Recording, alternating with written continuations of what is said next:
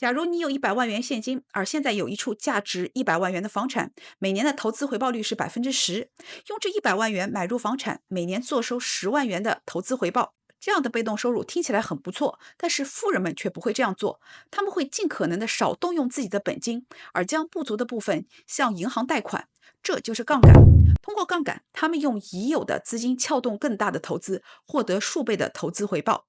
欢迎回到辛巴成长和财商频道。今天我将用一期节目来聊一聊投资中的杠杆，以及在以下的几个不同的金融市场中，杠杆是如何帮助投资者赚取超额收益的。此外，我还会介绍使用杠杆进行投资时需要注意的问题，所以请一定要看到节目的最后哦。杠杆本身是一个非常复杂的话题，我无法在一期节目中讲完所有与之相关的内容，所以接下来会有一个系列，我会用几期节目来深度讲解与之相关的主题。如果你还没有订阅我的频道，请不要忘记订阅，并打开屏幕右上方的小铃铛，这样就不会错过本频道每周的更新了。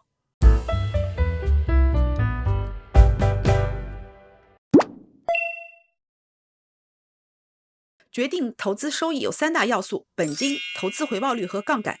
其中，本金和投资回报率往往难以控制，因此杠杆就显得尤为重要。通过介入资金，投资者可以用有限的本金撬动更大的投资规模，从而放大投资收益。杠杆的核心就是向别人借钱来投资，当然，别人也不会把钱白白的借给你，你需要支付利息。但是，只要投资回报率高于利息，杠杆就能带来可观的利润。杠杆被广泛的用于不同的投资领域，房地产是最常见的使用杠杆的领域之一。假设你计划购买一处价值100万美元的房产，但是手上只有20万美元，于是你贷款80万，利率为5%，买入了这栋房产。1年之后，房产增值10%，变为110万元。你的投资回报是多少呢？在这个案例中，你的初始投资是20万元，增值收益是10万元，减去4万元的贷款利息，最后的净收益是6万元，投资回报率高达30%。假如你不使用杠杆，那么在初始投资100万和增值收益10万元的情形下，投资回报率只有10%。使用杠杆后，你的实际投资收益将大幅的提高。这就是为什么有些富人即使有100万元的本金，也不愿意全额买入，而是会借助杠杆让收益翻倍。现在这处价值100万元的房产，在你持有期间价格上涨了50%，变为150万元，你就可以对这处房产进行再融资。假设银行同意按照新的房产价值的80%进行贷款，你就可以从银行贷出120万元，用其中80万元偿还原有的贷款，再把剩余的40万元用于另一笔新的投资。按照80%的贷款比率，你可以再次贷款160万元买入价值200万元的房产。如果房价继续增长，你就可以重复上述的再融资和再投资的操作，像滚雪球一样的让资产不断的增长。这就是再融资贷款如何在原有杠杆的基础上进一步放大收益的具体过程。除了房地产投资，股票投资也可以用杠杆来提高收益。股票投资中有3种常见的杠杆方式，第一种就是融资和融券。融资是指投资者向券商借入资金购买股票的行为。当投资者看好某只股票的未来表现，认为其价格会上涨，但是手上的资金不足以购买更多的股票时，就可以选择融资。每股不乏超过1000元的股票，几百美金一股的股票更是比比皆是。如果你只有5000美元，大约只能买入10股的微软或者 Meta， 如果有1万美元，也只够买入20几股。如果你希望扩大你的投资收益，也可以像购买房地产一样借入资金来投资。很多券商都会提供融资的服务，你只需要支付一些利息即可。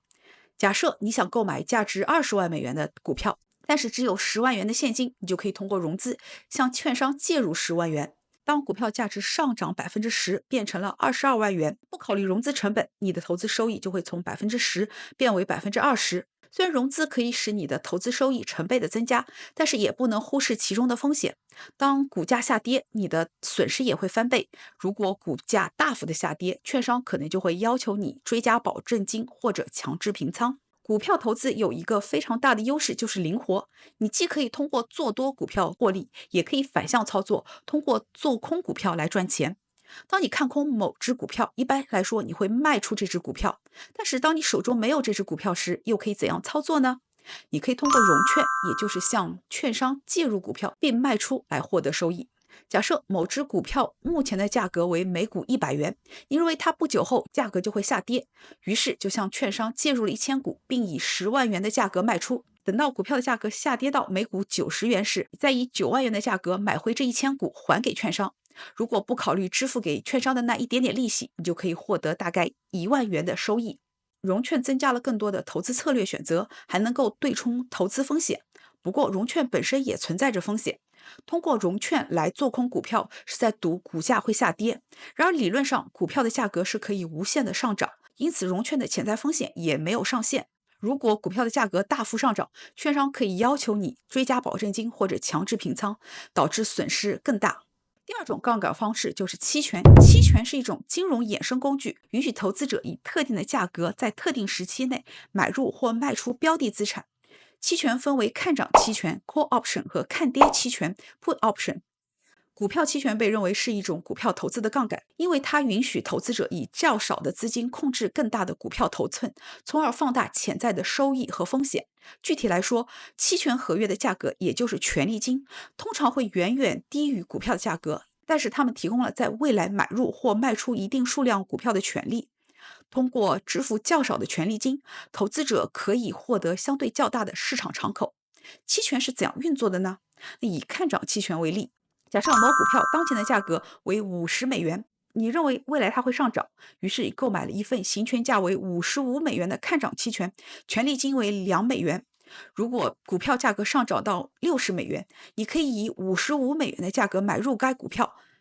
并立即以市场价格60美元卖出，实现每股5美元的收益，扣除2美元的权利金，净收益为3美元，这相当于150%的回报率。而直接购买股票的收益率仅为20%。当你有1000美元，直接购买50美元的股票，你只能购买20股，仅获得200美元的收益。如果你用这1000美元购买2美元的看涨期权，而每份期权合约通常代表100股股票，这时你就可以购买5份期权合约，控制500股股票，你的收益也增加到了1500美元。使用期权，你不仅可以以较少的资金撬动较大的投资，还可以通过不同的期权策略，例如买入看涨期权、买入看跌期权、卖出看涨期权和卖出看跌期权，在不同的市场条件下放大收益和管理风险。不过，期权的杠杆效应不仅放大了潜在的收益，也放大了潜在的风险。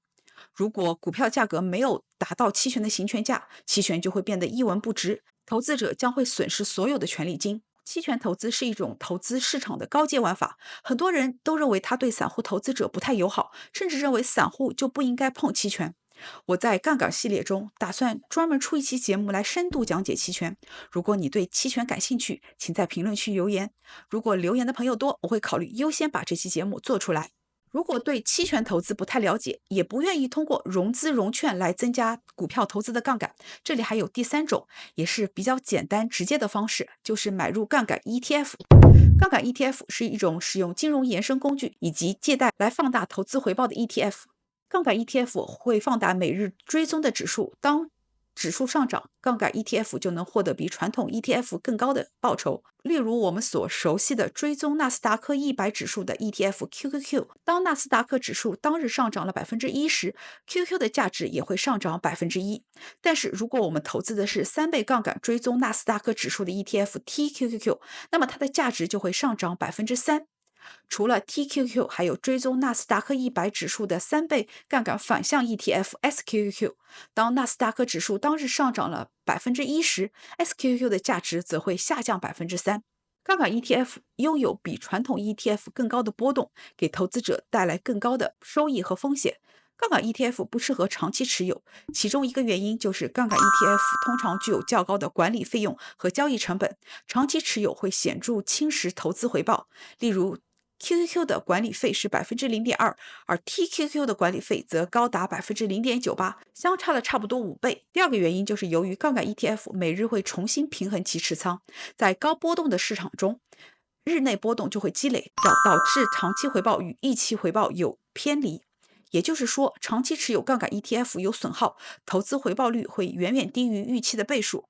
除了在房地产市场和股市的投资，杠杆还被广泛的用于比特币投资和外汇投资等不同的金融市场。在比特币市场，假设你有10万元的本金，如果使用10倍的杠杆，就可以控制100万元的比特币，相当于使用这10万元作为保证金，介入了90万元。如果你仅仅进行比特币的现货交易，而比特币当前的价格是5万元，那么你可以用这10万元买入2个比特币。当比特币的价格增长了10%，达到了5.5万元，你就可以获得1万元的盈利。但是如果你加上了杠杆，就要使用合约交易，这样当比特币的价格增长到了5.5万元时，你获得的盈利就是10万元，相当于20个比特币的盈利。考虑到成本只有10万元，盈利率就达到了100%。不过我们也要考虑到相反的情形，如果比特币的价格下跌了10%，变为4.5万元，那么你的亏损就是10万元，而你只有10万元的保证金，只有追加了保证金才能避免爆仓。比特币本身的波动就非常大，如果再加上了杠杆，可以说是一类风险极高的投资。总的来说，在投资时使用杠杆，虽然能够大大提高投资的效率，起到四两拨千斤的作用，但是风险也加倍。所以在使用投资杠杆前，我们还是要仔细评估风险和收益，谨慎的做出决策。今天的分享就到这里，那我们下期节目再见，拜拜。